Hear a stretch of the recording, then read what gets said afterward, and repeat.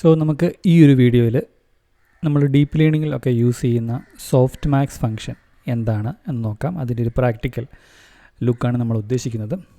So മെയിനായിട്ടും നമ്മൾ എന്താണ് സോഫ്റ്റ് മാക്സ് ഫംഗ്ഷൻ, ഇത് എന്തിനാണ് നമ്മൾ അറിഞ്ഞിരിക്കേണ്ടത്, അല്ലെങ്കിൽ എന്തുകൊണ്ടാണ് നമ്മൾ സോഫ്റ്റ് മാക്സ് ഫംഗ്ഷൻ യൂസ് ചെയ്യുന്നത്, എവിടെയാണ് യൂസ് ചെയ്യുന്നത്, എങ്ങനെയാണ് യൂസ് ചെയ്യുന്നത്, ഇങ്ങനെയുള്ള കാര്യങ്ങളായിരിക്കും നമ്മൾ മെയിനായിട്ടും ഇതിൽ ഈ ഒരു വീഡിയോയിൽ കവർ ചെയ്യുന്നത്.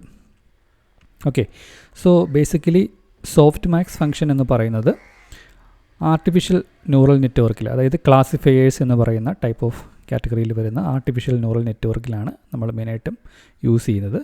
സോ ആർട്ടിഫിഷ്യൽ ന്യൂറൽ നെറ്റ്വർക്ക് നമുക്ക് ക്ലാസിഫിക്കേഷന് മാത്രമല്ല റിഗ്രഷൻ ടാസ്കിനും മറ്റ് ടാസ്കുകൾക്കൊക്കെ യൂസ് ചെയ്യാം. പക്ഷേ ക്ലാസിഫയർ എന്ന് പറയുന്നത് ഒരു യൂസ് കേസാണ്. So artificial neural network classifier ആയിട്ട് യൂസ് ചെയ്യുമ്പോഴാണ് നമ്മൾ മെയിനായിട്ടും softmax activation function use ചെയ്യുന്നത്. സോ എന്താണ് ആർട്ടിഫിഷ്യൽ ന്യൂറൽ നെറ്റ്വർക്ക് എന്ന് ഞാൻ ഒരു ഇൻട്രൊഡക്ഷൻ പറയാം. സോ ആർട്ടിഫിഷ്യൽ ന്യൂറൽ നെറ്റ്വർക്ക് എന്ന് പറഞ്ഞു കഴിഞ്ഞാൽ അതൊരു കമ്പ്യൂട്ടർ അൽഗോരിതമാണ്. നമ്മുടെ ബ്രെയിനിൻ്റെ വർക്കിങ്ങിനെ മിമിക് ചെയ്തുകൊണ്ട് അല്ലെങ്കിൽ അതുപോലെ തന്നെ വർക്ക് ചെയ്യാനായിട്ട് ഡിസൈൻ ചെയ്യപ്പെട്ട ഒരു അൽഗോരിതത്തെയാണ് നമ്മൾ ആർട്ടിഫിഷ്യൽ ന്യൂറൽ നെറ്റ്വർക്ക് എന്ന് പറയുന്നത്. ഇപ്പോൾ നമ്മുടെ ബ്രെയിനിൻ്റെ വർക്കിംഗ് എടുത്തു കഴിഞ്ഞാൽ നമ്മൾ ചെറിയ ക്ലാസ്സുകളിലൊക്കെ പഠിച്ചിട്ടുണ്ട്. സോ നമ്മുടെ ബ്രെയിൻ എന്ന് പറഞ്ഞാൽ ഒരുപാട് ന്യൂറോൺസ് കമ്പൈൻ ചെയ്തിട്ടാണ് ബ്രെയിൻ ഫോം ചെയ്തിട്ടുള്ളത്. സോ ഒരുപാട് ന്യൂറോണുകൾ ഒരുമിച്ച് ചേർന്ന് പ്രവർത്തിക്കുമ്പോഴാണ് നമുക്ക് പല കാര്യങ്ങളും ചെയ്യാൻ പറ്റുന്നത്. അതായത് ഒരു ഒബ്ജക്റ്റ് മനസ്സിലാക്കുക, ഒരാളുടെ ഫേസ് മനസ്സിലാക്കുക, ലാംഗ്വേജ് മനസ്സിലാക്കുക, സംസാരിക്കുക, ഇങ്ങനെയുള്ള കാര്യങ്ങളെല്ലാം. സോ ആർട്ടിഫിഷ്യൽ ന്യൂറൽ നെറ്റ്വർക്കിൻ്റെയും ഐഡിയ എന്ന് പറഞ്ഞാൽ ഈ ഒരു ആർട്ടിഫിഷ്യൽ, അതായത് ന്യൂറോൺ, നമ്മുടെ ബ്രെയിനിലുള്ള ന്യൂറോണിൻ്റെ ഇക്വലൻ്റ് ആയിട്ടുള്ള ഒരു ആർട്ടിഫിഷ്യൽ ന്യൂറോൺ, ഒരു കമ്പ്യൂട്ടേഷണൽ അൽഗോരിതം, അതിനെ തന്നെ പരസ്പരം കണക്ട് ചെയ്തുകൊണ്ട് അത്തരത്തിലുള്ള ഒരുപാട് ആർട്ടിഫിഷ്യൽ ന്യൂറോണുകളെ പരസ്പരം കണക്ട് ചെയ്തുകൊണ്ട് ഒരു നെറ്റ്വർക്ക് ബിൽഡ് ചെയ്യുകയും ആ നെറ്റ്വർക്ക് യൂസ് ചെയ്തിട്ട് ഇത്തരത്തിലുള്ള ടാസ്കുകൾ ചെയ്യുക എന്ന് പറയുന്നതാണ് നമ്മൾ ഡീപ്പ് ലേണിങ്ങിൽ പൊതുവേ ചെയ്യുന്നത്.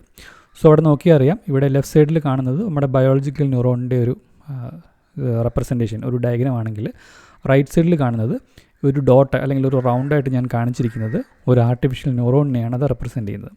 സോ ഇത്തരത്തിലുള്ള ഒരുപാട് ന്യൂറോൺസ് പരസ്പരം കണക്ട് ചെയ്താണ് നമ്മളൊരു ആർട്ടിഫിഷ്യൽ ന്യൂറൽ നെറ്റ്വർക്ക് ബിൽഡ് ചെയ്യുന്നത്. സോ അതുകൊണ്ട് തന്നെ ആ നെറ്റ്വർക്കിന് നമുക്ക് പല input layers, hidden layers, output layers, ഇങ്ങനെയുള്ള കാര്യങ്ങളെല്ലാം ഉണ്ടാവും. ഓക്കെ, സോ ഈ ആർട്ടിഫിഷ്യൽ ന്യൂറൽ നെറ്റ്വർക്കിൽ നമ്മളൊരു ക്ലാസിഫിക്കേഷൻ ടാസ്കിൽ ചെയ്യുമ്പോഴാണ് നമ്മൾ സോഫ്റ്റ് മാക്സ് ഫംഗ്ഷൻ യൂസ് ചെയ്യുന്നത്. സോ ക്ലാസിഫയർ എന്ന് പറഞ്ഞാൽ നമുക്കറിയാം അത് ഒരു അൽഗോരിതമാണ്. ദാറ്റ് ക്യാൻ ഒരു ക്ലാസിഫിക്കേഷൻ ടാസ്ക് ആയിരിക്കും ചെയ്യുന്നത്. ഉദാഹരണത്തിന് ഒരു ഒബ്ജക്റ്റ് ഐഡൻറ്റിഫൈ ചെയ്യുക, ഒരു ഫേസ് ഐഡൻറ്റിഫൈ ചെയ്യുക, ഒരാളുടെ ഇമേജ് അല്ലെങ്കിൽ ഫോട്ടോ തന്നു കഴിഞ്ഞാൽ ആ ആൾ ഫേസിൻ്റെ ഫോട്ടോ തന്നു കഴിഞ്ഞാൽ അയാൾ മാസ്ക് വെച്ചിട്ടുണ്ടോ ഇല്ലയോ എന്നൊക്കെ ഐഡൻറ്റിഫൈ ചെയ്യുക. ഇതെല്ലാം ക്ലാസിഫിക്കേഷൻ ടാസ്കിന് എക്സാമ്പിളാണ്. ഇപ്പോൾ ഉദാഹരണത്തിന് ഇവിടെ നമ്മൾ ഇതുപോലൊരു ഫോട്ടോ കൊടുത്തു കഴിഞ്ഞാൽ നമ്മുടെ ആർട്ടിഫിഷ്യൽ ന്യൂറൽ നെറ്റ്വർക്കിൽ അത് ഇൻപുട്ടായിട്ട് വരും. നമ്മുടെ ന്യൂറൽ നെറ്റ്വർക്ക് ഒരു പ്രഡിക്ഷൻ പറയും, അതായത് ഈ ഇമേജിൽ ആ ആൾ മാസ്ക് വെച്ചിട്ടുണ്ടോ ഇല്ലയോ എന്നുള്ളത്. സോ മോസ്റ്റ്ലി അത് പറയുന്നത് ഒരു പ്രോബബിലിറ്റി വാല്യൂസ് വെച്ചിട്ടായിരിക്കും. അതായത് മാസ്ക് വെച്ചിട്ടുള്ളതിനുള്ള ഒരു പ്രോബബിലിറ്റി, അത് ഇൻ ടൈംസ് ഓഫ് പ്രോബബിലിറ്റി പറയുവാണെങ്കിൽ 99 എന്നുള്ള രീതിയിൽ പറയും, അല്ലെങ്കിൽ ഫ്രാക്ഷണൽ വാല്യൂ ആണെങ്കിൽ 0.99 എന്നുള്ള രീതിയിലും പറയും. ഇനി അതിൻ്റെ നേരെ ഓപ്പോസിറ്റ് കേസ്, അതായത് നോ മാസ്ക് കണ്ടീഷൻ ആണോ എന്നുള്ളതിന് ഒരു ചെറിയ പ്രോബബിലിറ്റി ആയിരിക്കും പറയുന്നത്. അപ്പം മാസ്ക് വെച്ചിട്ടുള്ള ഒരു ഇമേജാണ് നമ്മൾ കൊടുക്കുന്നതെന്നുണ്ടെങ്കിൽ നമുക്ക് ഈ മാസ്ക് കണ്ടീഷന് കൊറസ്പോണ്ടിങ് ആയിട്ട് ഒരു ഹൈ പ്രോബബിലിറ്റി വാല്യൂയും നോ മാസ്ക് കണ്ടീഷന് കൊറസ്പോണ്ടിങ് ആയിട്ട് ഒരു ചെറിയ പ്രോബബിലിറ്റി വാല്യൂമായിരിക്കും കിട്ടുന്നത്. സോ നമ്മളിപ്പോൾ പറഞ്ഞത് ഒരു ബൈനറി ക്ലാസിഫയറിൻ്റെ എക്സാമ്പിളാണ്. അതായത് നമുക്ക് രണ്ട് സിനാരിയോസ് ആണുള്ളത്, ഒന്നുകിൽ മാസ്ക് വെച്ചിട്ടുണ്ട് അല്ലെങ്കിൽ മാസ്ക് വെച്ചിട്ടില്ല. ഇനി ഇതിന് തന്നെ ഒരു മൾട്ടി ക്ലാസ് സിനാരിയോ ഉണ്ട്. അതായത് രണ്ട് കേസസ് മാത്രമല്ല, രണ്ടിലധികം കേസുകൾ വരാവുന്ന സാധ്യതകൾ. സോ ഉദാഹരണത്തിന് പറയുവാണെങ്കിൽ നമ്മളൊരു വാഹനത്തിൻ്റെ നമ്പർ പ്ലേറ്റ് നമുക്ക് ഇമേജിൽ നിന്ന് ഐഡൻറ്റിഫൈ ചെയ്യണം. സോ നമുക്ക് ഒരു ഡിജിറ്റോ ഒരു ലെറ്ററോ അല്ല, ഒന്നിലധികം ലെറ്റേഴ്സ് ഉണ്ടാവും. അതുപോലെ തന്നെ ഒരു ലെറ്റർ അല്ലെങ്കിൽ ഒരു പൊസിഷൻ മാത്രം എടുത്തു കഴിഞ്ഞാൽ തന്നെ അതിൻ്റെ അകത്ത് ഒരുപാട് കേസസ് ഉണ്ട്. അതായത് അത് നമുക്ക് 0 to 9 ഡിജിറ്റ്സിൽ ഏതെങ്കിലും ഒന്നും ആവാം, അല്ലാന്നുണ്ടെങ്കിൽ A to Z എന്ന് പറയുന്ന ക്യാരക്ടേഴ്സിൽ ഏതും ആവാം. സോ അങ്ങനെ നോക്കുവാണെങ്കിൽ നമുക്ക് 0 to 9 10 സാധ്യതകളും ദെൻ പ്ലസ് അനദർ 26 പോസിബിൾ സിനാരിയോസും ഉണ്ട്. അപ്പോൾ ടോട്ടൽ നമുക്ക് 36 സിനാരിയോസ് ഉണ്ട്. ഒരു ഗിവൺ പൊസിഷൻ എടുത്തു കഴിഞ്ഞാൽ അത് ഈ 36 കേസിൽ ഏത് വേണമെങ്കിലും ആകാം. 36 ക്ലാസ് എന്ന് നമുക്ക് പറയാം. സോ അങ്ങനെ ഉള്ള സിനാരിയോസിൽ നമുക്ക് വേണമെങ്കിൽ പറയാം അതൊരു 36 ക്ലാസിഫിക്കേഷൻ പ്രോബ്ലം ആണെന്ന് നമുക്ക് പറയാം. ഓക്കെ, സോ ഇപ്പോൾ നിങ്ങൾക്ക് ബൈനറി ക്ലാസിഫിക്കേഷൻ എന്താണെന്ന് മനസ്സിലായി, മൾട്ടി ക്ലാസ് ക്ലാസിഫിക്കേഷൻ എന്താണെന്ന് മനസ്സിലായി. ഈ രണ്ട് സിനാരിയോസിലും ഒരു ഗിവൺ ഒരു 2 എന്ന് പറയുന്ന ഡിജിറ്റ് ആണെങ്കിൽ അത് ആവാനുള്ള സാധ്യത ഒരു പ്രോബബിലിറ്റി വാല്യൂയും, മറ്റ് ഡിജിറ്റുകൾ അല്ലെങ്കിൽ മറ്റ് കേസസ് ആവാനുള്ള സാധ്യത ബാക്കി പ്രോബബിലിറ്റി വാല്യൂസുമായിരിക്കും ഈ അൽഗോരിതം നമുക്ക് തിരിച്ചു തരുന്നത്. സോ ഈ പ്രോബബിലിറ്റി വാല്യൂ കാൽക്കുലേഷൻ വരുന്നിടത്താണ് നമ്മൾ മെയിനായിട്ടും സോഫ്റ്റ് മാക്സ് ഫംഗ്ഷൻ യൂസ് ചെയ്യുന്നത്. സോ എങ്ങനെയാണ് ഈ ന്യൂറൽ നെറ്റ്വർക്ക് ഈ പ്രോബബിലിറ്റി വാല്യൂസ് കമ്പ്യൂട്ട് ചെയ്യുന്നത്? അവിടെയാണ് മെയിനായിട്ടും സോഫ്റ്റ് മാക്സ് ഫംഗ്ഷൻ്റെ യൂസ് വരുന്നത്. ഓക്കെ, സോ അതെങ്ങനെയാണ് വരുന്നതെന്ന് ചോദിച്ചു കഴിഞ്ഞാൽ നമ്മുടെ ആർട്ടിഫിഷ്യൽ ന്യൂറോൺസിൻ്റെ ഔട്ട്പുട്ട് ലെയറിൽ നിന്നാണ് നമ്മൾ ആ ഒരു പ്രോബബിലിറ്റി എടുക്കുന്നത്. സോ ഈ ഔട്ട്പുട്ട് ലെയറിൽ വരുന്ന ന്യൂറോൺസിന് ഒരിക്കലും യൂഷ്വലി പ്രോബബിലിറ്റി വാല്യൂ ആയിട്ട് അതിന് തിരിച്ചു തരാൻ പറ്റത്തില്ല. യൂഷ്വലി അത് നമ്പേഴ്സ് ആയിട്ടായിരിക്കും തിരിച്ചു തരുന്നത്. ഉദാഹരണം പറയുവാണെങ്കിൽ നമുക്ക് ചിലപ്പം ഔട്ട്പുട്ട് യൂണിറ്റിൽ നമുക്ക് മാസ്ക് ഉള്ളതിന് കൊറസ്പോണ്ടിങ് ആയിട്ട് 4 എന്ന് പറയുന്നൊരു നമ്പറും മാസ്ക് വെക്കാത്തതിന് കൊറസ്പോണ്ടിങ് ആയിട്ട് 6 എന്ന് പറയുന്നൊരു നമ്പറും ആയിരിക്കും ഉണ്ടാവുക. ഇതിനെ നമ്മളൊരു പ്രോബബിലിറ്റി വാല്യൂസിലോട്ട് കൺവേർട്ട് ചെയ്യും എന്നുള്ളതാണ് ക്വസ്റ്റ്യൻ. സോ ഇത് സോഫ്റ്റ് മാക്സ് ഫംഗ്ഷൻ അപ്ലൈ ചെയ്ത് കഴിഞ്ഞാൽ ഈ ഒരു സിനാരിയോയിൽ നമുക്ക് കിട്ടുക 0.12ഉം 0.88ഉം ആയിരിക്കും കിട്ടുന്നത്. സോ ഉദാഹരണത്തിന് ബൈനറി ക്ലാസിഫിക്കേഷൻ്റെ കേസ് എടുക്കുകയാണെങ്കിൽ നമ്മൾ 4, 6 ആണ് നമുക്ക് നമ്മുടെ ഇൻപുട്ട് എന്നുണ്ടെന്നുണ്ടെങ്കിൽ നമ്മുടെ സോഫ്റ്റ് മാക്സിൻ്റെ ഔട്ട്പുട്ട് എന്ന് പറയുന്നത് 0.12ഉം 0.88ഉം ആയിരിക്കും. ഇവിടെ നമുക്കൊരു കാര്യം ശ്രദ്ധിച്ചാൽ അറിയാം, ഇത് ഈ ഫ്രാക്ഷൻ വാല്യൂസ് അല്ലെങ്കിൽ പ്രോബബിലിറ്റി വാല്യൂസിലോട്ട് കൺവേർട്ട് ചെയ്യുന്നത് സച്ച് എ വേ ദാറ്റ് ഇതിൻ്റെ ടോട്ടൽ സം എന്ന് പറയുന്നത് ഒരിക്കലും 1 എക്സീഡ് ആവില്ല, അല്ലെങ്കിൽ എക്സാക്ട്ലി ടോട്ടൽ സം 1 വരുന്ന രീതിയിലായിരിക്കും ഈ ഒരു സ്കെയിലിംഗ് അല്ലെങ്കിൽ കൺവേർഷൻ ഇത് ചെയ്യുന്നത്. അതുപോലെ തന്നെ ഒരു 4 ക്ലാസ് ക്ലാസിഫിക്കേഷൻ പ്രോബ്ലം എടുത്താലും ഇതുപോലെ തന്നെ നമുക്ക് 4 നമ്പേഴ്സ് ആയിരിക്കും ഇൻപുട്ടായിട്ട് വരുന്നത്. കൊറസ്പോണ്ടിങ് ആയിട്ട് 4 പ്രോബബിലിറ്റി വാല്യൂസ് അല്ലെങ്കിൽ 4 ഫ്രാക്ഷണൽ വാല്യൂസ് ആയിരിക്കും ഔട്ട്പുട്ടിൽ നമുക്ക് കിട്ടുന്നത്. ഇവിടെയും ടോട്ടൽ ഈ ഫ്രാക്ഷൻസിൻ്റെ എല്ലാം സം എടുത്തു കഴിഞ്ഞാൽ 1 വരുന്ന രീതിയിലായിരിക്കും സോഫ്റ്റ് മാക്സ് ഇതിനെ കൺവേർട്ട് ചെയ്ത് നമുക്ക് തിരിച്ചു തരുന്നത്. സോ എങ്ങനെയാണ് ഈ കമ്പ്യൂട്ടേഷൻ സോഫ്റ്റ് മാക്സ് ചെയ്യുന്നത്? സോ ബേസിക്കലി പറഞ്ഞു കഴിഞ്ഞാൽ ഈ ഒരു ഇക്വേഷൻ വെച്ചിട്ടാണ് സോഫ്റ്റ് മാക്സ് ഈ കാൽക്കുലേഷൻ ചെയ്യുന്നത്. അതായത് നമ്മുടെ നമുക്കിപ്പോൾ ഒരു സെറ്റ് ഓഫ് 2 നമ്പേഴ്സ് ആണുള്ളതെന്നുണ്ടെങ്കിൽ ആ നമ്പേഴ്സിനെ e⁻x എന്ന് പറയുന്ന ആ ഒരു ഫംഗ്ഷൻ യൂസ് ചെയ്ത് കൺവേർട്ട് ചെയ്യും. ദെൻ എല്ലാ നമ്പേഴ്സിനെയും e⁻x ചെയ്തതിന് ശേഷമുള്ള സമ്മ് വെച്ചിട്ട് ഓരോന്നിനെയും ഡിവൈഡ് ചെയ്യും. സോ അതിന് ഇക്വലൻ്റ് ആയിട്ടുള്ള പൈത്തൺ കോഡാണ് ഞാനിവിടെ എഴുതിയേക്കുന്നത്. സോ നമുക്ക് നംപൈക്കകത്തുള്ള built in exponential function use ചെയ്യാം. അതുപോലെ തന്നെ ടോട്ടൽ സം എടുക്കാനായിട്ട് numpy.sum എന്ന് പറയുന്ന ഫംഗ്ഷനും യൂസ് ചെയ്യാം. സോ അതിൻ്റെ ഫംഗ്ഷണൽ ഇംപ്ലിമെൻറ്റേഷനാണ് ഇവിടെ കാണിച്ചിരിക്കുന്നത്. ഓക്കെ, സോ നമുക്കിതിൻ്റെ കോഡ് ഡെമോ ജസ്റ്റ് ഒന്ന് നോക്കാം. സോ ഇവിടെ ഞാനൊരു ഫംഗ്ഷനായിട്ട് അത് എഴുതിയിട്ടുണ്ട്. numpy ഇമ്പോർട്ട് ചെയ്തതിന് ശേഷം സപ്പോസ് 4 and 6 ആണ് എൻ്റെ ഇൻപുട്ട് എന്നുണ്ടെങ്കിൽ അത് ഞാൻ numpy അറേയെ കൺവേർട്ട് ചെയ്തതിന് ശേഷം ഞാൻ ഈ സോഫ്റ്റ് മാക്സ് എന്ന് പറയുന്ന ഫംഗ്ഷനിലോട്ട് വിളിക്കുന്നു. എനിക്ക് കിട്ടുന്ന ഔട്ട്പുട്ട് 0.11 and 0.88 എന്ന് പറയുന്ന നമ്പറാണ്. സോ നേരത്തെ ഞാൻ റൗണ്ട് ചെയ്ത് കാണിച്ചിട്ടുള്ളതുകൊണ്ടാണ് അത് 2 ഡിജിറ്റിൽ നിന്നത് ഇവിടെ റൗണ്ട് ചെയ്യാതെയാണ് കാണിക്കുന്നത്. അതുപോലെ തന്നെ നമ്മൾ കണ്ട രണ്ടാമത്തെ എക്സാമ്പിളിൽ 2, 2, 3, 4ന് നമുക്ക് ഇതുപോലൊരു ഇതായിരിക്കും കിട്ടുന്നത്. നമ്മളവിടെ കാണിച്ച അതേ എക്സാമ്പിൾ തന്നെയാണ്, എക്സെപ്റ്റ് ദാറ്റ് പ്രിസിഷൻ കുറച്ചും കൂടെ കൂടുതലായിട്ട് കാണിക്കുന്നുണ്ട് എന്നുള്ളതാണ്. അതുപോലെ തന്നെ -4, 6 അതായത് മൈനസ് നമ്പേഴ്സ് വന്നാലും ഇതിന് ഹാൻഡിൽ ചെയ്യാൻ സാധിക്കും. അതിൻ്റെ ഒരു ഔട്ട്പുട്ടാണ് ഇവിടെ കാണിച്ചിരിക്കുന്നത്. ഓക്കെ, സോ ഇവിടെ മെയിനായിട്ടും നമ്മുടെയൊക്കെ ഒരു ക്വസ്റ്റ്യൻ ഉള്ളത്, എന്തിനാണ് ഇത്തരത്തിലുള്ള ഒരു കോംപ്ലിക്കേറ്റഡ് ഇക്വേഷൻ്റെ ആവശ്യം? വെറുതെ നമുക്ക് അതിനെ സിംപ്ലി പെർസെൻറ്റേജ് കൺവേർഷൻ ചെയ്താൽ പോരെ, അതായത് സം ചെയ്യുക, ഓരോ ഇൻഡിവിജ്വൽ വാല്യൂസിനെയും ആ സം വെച്ച് ഡിവൈഡ് ചെയ്താൽ പോരെ. ഇപ്പോൾ അതിൻ്റെ ഉദാഹരണം പറയുകയാണെന്നുണ്ടെങ്കിൽ ഒരു ഓൾട്ടർനേറ്റ് മെത്തേഡ് അല്ലെങ്കിൽ നമ്മുടെ യൂഷ്വൽ കോമൺ സെൻസ് വെച്ച് നമ്മൾ ചിന്തിച്ച് കഴിഞ്ഞാൽ ഇപ്പോൾ നമുക്ക് 4 and 6 ഉണ്ട്. അപ്പോൾ ഇതിനെ ആ ഒരു ഇക്വേഷനിലൂടെയൊക്കെ കടത്തിവിടാതെ, സോഫ്റ്റ് മാക്സ് ഇക്വേഷനിലൂടെ കടത്തിവിടാതെ നമുക്കിതിനെ എങ്ങനെ കൺവേർട്ട് ചെയ്യാം? അതായത് നമുക്ക് വേണമെങ്കിൽ ഇതിൻ്റെ സം എടുക്കാം. അതായത് സം എടുത്തു കഴിഞ്ഞാൽ 4 + 6 10 കിട്ടും. ഈ 10 വെച്ച് നമുക്ക് ഓരോന്നിനെയും ഡിവൈഡ് ചെയ്താൽ പോരെ. അതായത് 4/some value, 6/some value ഇങ്ങനെ കൊടുത്തു കഴിഞ്ഞാൽ നമുക്ക് അവിടെ എന്ത് കിട്ടും? 4/10ഉം 6/10ഉം കിട്ടും, വിച്ച് ഈസ് ഈക്വൽ ടു 0.4ഉം 0.6. സോ ഇങ്ങനെ ഒരു സിമ്പിൾ ഓപ്പറേഷൻ ചെയ്താൽ പോരെ. എന്തിനാണ് നമ്മൾ ഒരു എക്സ്പോണൻറ്റ് e⁻exponent ഒക്കെ എടുത്ത് എന്തിനാണ് ചെയ്യുന്നത് എന്നുള്ളതൊരു നാച്ചുറലി ഒരു നല്ലൊരു ചോദ്യമാണ്. സോ അതിനുള്ള ഉത്തരം നമ്മൾക്ക് നോക്കാം. ഇപ്പോൾ ഞാൻ സിമ്പിളായിട്ട് സ്കെയിൽ ചെയ്താലുള്ള എക്സാമ്പിൾ ഞാൻ കാണിച്ചു.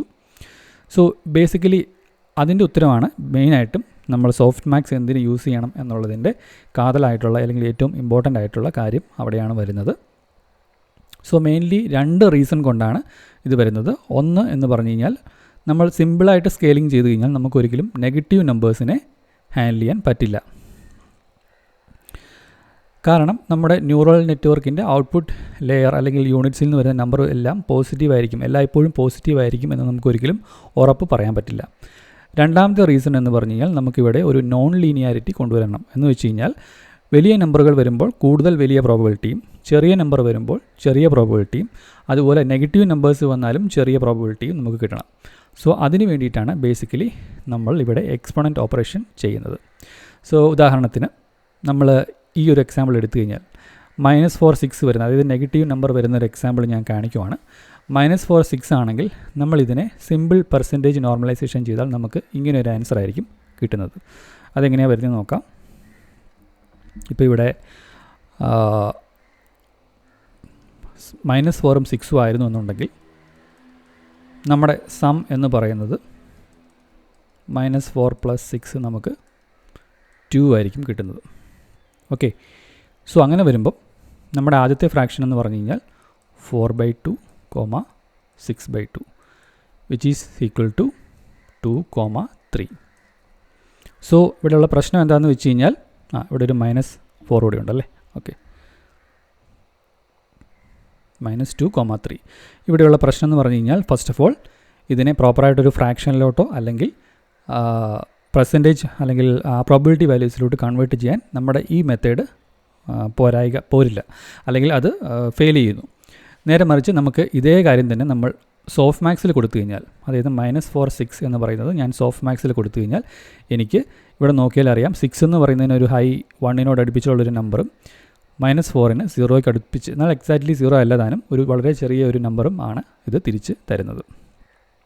സോ നമ്മൾ ആ കോഡ് എക്സാമ്പിളിൽ കണ്ടിട്ടുണ്ട്. അതായത് ഇവിടെ ലാസ്റ്റ് ഞാൻ -4 6 കൊടുത്തപ്പോൾ ഇവിടെ നോക്കിയാൽ അറിയാം e⁻⁻5 ആണ് വരുന്നത്. അതായത് വളരെ ചെറിയൊരു ഫ്രാക്ഷനാണ് നമുക്ക് -4ന് കൊറസ്പോണ്ടിങ് ആയിട്ട് വരുന്നത്.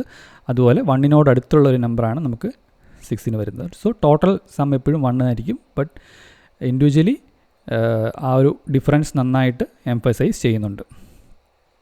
സോ നെഗറ്റീവ് നമ്പേഴ്സിനെ ഹാൻഡിൽ ചെയ്യാൻ ഇത് ചെയ്യുന്നത് നമ്മൾ എക്സാമ്പിൾ കണ്ടു. ഇനി നമുക്ക് നോൺ ലീനിയർ സ്കെയിലിംഗ് എങ്ങനെയാണ് ചെയ്യുന്നത് നോക്കാം. അതായത് നമ്മൾ നേരത്തെ കണ്ട എക്സാമ്പിളിൽ നമ്മൾ 4 + 6 10 വെച്ച് ഡിവൈഡ് ചെയ്തപ്പോൾ 0.4ഉം 0.6ഉം കിട്ടിയത് നമ്മൾ കണ്ടു. സോ സിമ്പിൾ നോർമലൈസേഷൻ ചെയ്ത് കഴിഞ്ഞാൽ എന്താ സംഭവിക്കുക, 4ഉം 6ഉം 6 4നേക്കാളും ഹൈ ആയിരുന്നിട്ട് കൂടെ നമുക്ക് പ്രോബബിലിറ്റി ഈ രീതിയിൽ വന്നു കഴിയുമ്പോൾ വലിയ വ്യത്യാസമൊന്നുമില്ല, ഒരു 0.2ൻ്റെ വ്യത്യാസമേ ഉള്ളൂ. നേരെ മറിച്ച് സോഫ്റ്റ് മാക്സ് ഫംഗ്ഷനിൽ യൂസ് ചെയ്യുമ്പോൾ നമുക്ക് 4ന് 0.11 അല്ലെങ്കിൽ 11%, 6ന് 88% അല്ലെങ്കിൽ 0.88 അടുപ്പിച്ചുമാണ് കിട്ടുന്നത്. സോ ഹയർ നമ്പർ ആയതുകൊണ്ട് തന്നെ അതിന് കൂടുതൽ പ്രാധാന്യം കിട്ടുകയും ചെറിയ നമ്പറിന് കുറച്ച് പ്രാധാന്യം കിട്ടുകയും ചെയ്യും.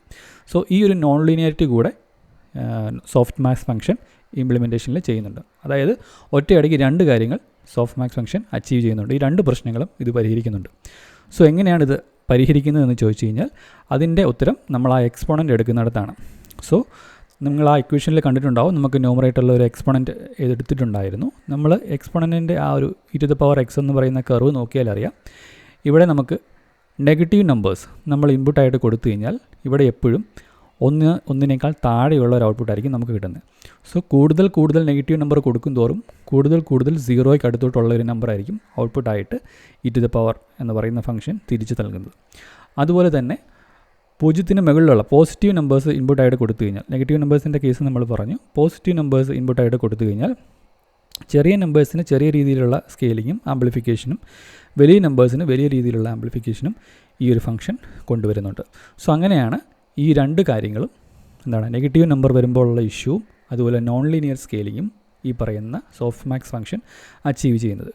സോ ഇപ്പോൾ നിങ്ങൾ ഈ ഇക്വേഷൻ വീണ്ടും ഒന്നുകൂടെ ശ്രദ്ധിച്ചു കഴിഞ്ഞാൽ മനസ്സിലാവും എന്തുകൊണ്ടാണ് ഇവിടെ ഈ എക്സ്പോണൻറ്റ് ഇവിടെ ഈ ഇക്വേഷനിൽ വരുന്നത് എന്നുള്ളത് നമുക്കിപ്പോൾ ക്ലിയർ ആയിട്ടുണ്ട്. പ്രീവിയസ്ലി നമുക്കറിയില്ലായിരുന്നു എന്തുകൊണ്ടാണ് ഇത്തരത്തിലുള്ള ഒരു കോംപ്ലിക്കേറ്റഡ് ഇക്വേഷൻ യൂസ് ചെയ്യേണ്ട കാര്യം എന്താണെന്നുള്ളത്. സോ ന്യൂമറേറ്ററിൽ എന്തുകൊണ്ടാണ് എക്സ്പോണൻറ്റ് വരുന്നതെന്ന് മനസ്സിലായി. അതുപോലെ തന്നെ ഈ സമ്മേഷൻ ഇൻ ദ ഡിനോമിനേറ്റർ എന്താ ചെയ്യുന്നത്, ഇതിൻ്റെ ടോട്ടൽ സം ഓഫ് പ്രോബബിലിറ്റി 1 വരാൻ വേണ്ടിയിട്ടാണ് ഈ സം വെച്ച് ഇതിനെ ഡിവൈഡ് ചെയ്യുന്നത്. സോ ദാറ്റ് ഇവിടെ ശരിക്കും പറഞ്ഞാൽ നമുക്ക് നോൺ ലീനിയർ ആയിട്ടുള്ളൊരു സ്കെയിലിങ്ങും ചെയ്യുന്നുണ്ട്, അതുപോലെ തന്നെ സം വെച്ചിട്ടുള്ള നമ്മൾ യൂഷ്വൽ സ്കെയിലിങ്ങിൽ ചെയ്ത പോലത്തെ ഒരു സ്കെയിലിങ്ങും ഇവിടെ ചെയ്യുന്നുണ്ട്. സോ ആ രണ്ട് പ്രശ്നങ്ങളും സോഫ്റ്റ് മാക്സ് ഫംഗ്ഷൻ വളരെ ബ്യൂട്ടിഫുള്ളായിട്ട് അഡ്രസ്സ് ചെയ്യുന്നത് എങ്ങനെയാണെന്നുള്ളത് നമുക്ക് ഇപ്പോൾ ക്ലിയർ ആയിട്ടുണ്ടാവും. സോ ഈ ഒരു വീഡിയോയിൽ നമ്മൾ സോഫ്റ്റ് മാക്സ് ഫംഗ്ഷൻ്റെ ഒരു ബിഗ് പിക്ചർ, ഒരു 1000 ഫീറ്റ് വ്യൂ ആണ് നിങ്ങൾക്ക് ഞാൻ തരാൻ ശ്രമിച്ചത്. നിങ്ങൾക്ക് ഇത് ഉപകാരപ്രദമായി എന്ന് വിചാരിക്കുന്നു. Thank you. വീഡിയോ ഇഷ്ടമായിട്ടുണ്ടെങ്കിൽ ലൈക്ക് ചെയ്യുക, ഷെയർ ചെയ്യുക, സബ്സ്ക്രൈബ് ചെയ്യുക.